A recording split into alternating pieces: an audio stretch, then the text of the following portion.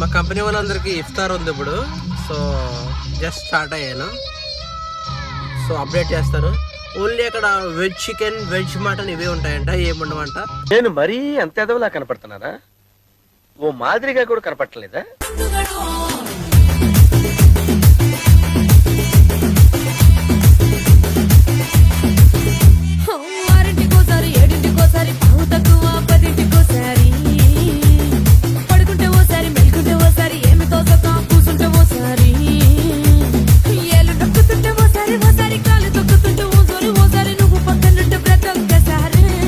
తిని తిని నేర్చుకొచ్చిందిరా స్వామి. దాని వచ్చి కొంచెం హెల్ప్ చేయండి.